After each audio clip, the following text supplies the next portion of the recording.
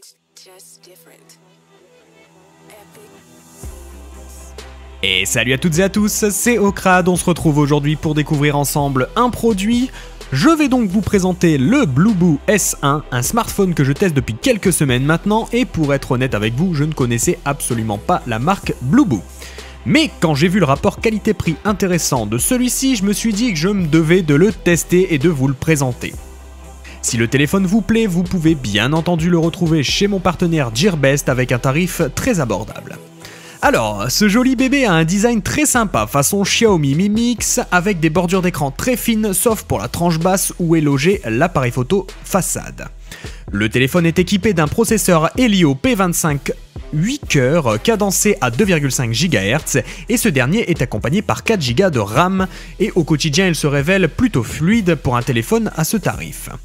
Le tout tourne sous Android 7.0 avec une légère surcouche du constructeur mais qui fonctionne sans aucun problème. J'ai testé pas mal de jeux populaires du Play Store sur le téléphone et tout y était parfaitement jouable, même les plus lourds. L'écran est de très bonne qualité et tout ce qui y est affiché est vraiment plaisant à regarder, à ce niveau-là il n'y a rien à redire, de plus la vitre est certifiée Gorilla Glass 4 pour plus de résistance.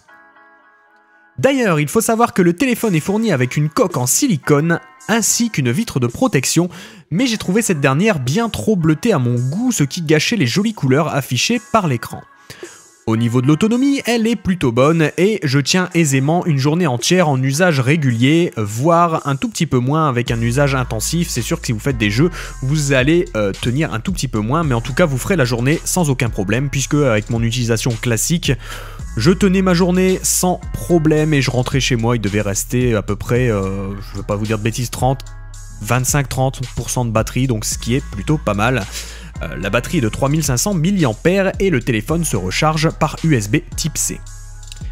J'ai également testé l'appareil photo et comme vous le voyez sur la vidéo, ça fait le taf pour un appareil à ce tarif, mais c'est loin d'être une bête de course dans le domaine.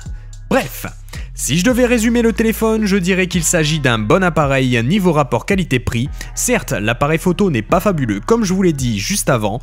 Certes, le design est complètement pompé sur le Xiaomi Mi Mix, mais pour un appareil à ce tarif-là, je pense qu'il peut faire de nombreux heureux. Vu le beau design, etc. qu'il propose et surtout la fluidité dans les jeux, la bonne batterie, je pense que ça peut être un très bon produit rapport qualité-prix intéressant. Si jamais le produit vous intéresse, je vous laisse le lien dans la description. Si vous avez des questions sur le téléphone, n'hésitez pas à me les poser dans les commentaires. Je me ferai une joie d'y répondre puisque vous savez que pour les besoins de la vidéo, je ne peux pas épiloguer pendant 10 heures sur chaque fonctionnalité de celui-ci. C'est déjà terminé pour cette vidéo et je vais donc vous dire à bientôt pour d'autres vidéos high-tech ou jeux vidéo. Ciao ciao, c'était Okrad et comme d'habitude, vivez à fond votre passion de gamer. Ciao les amis et à la prochaine.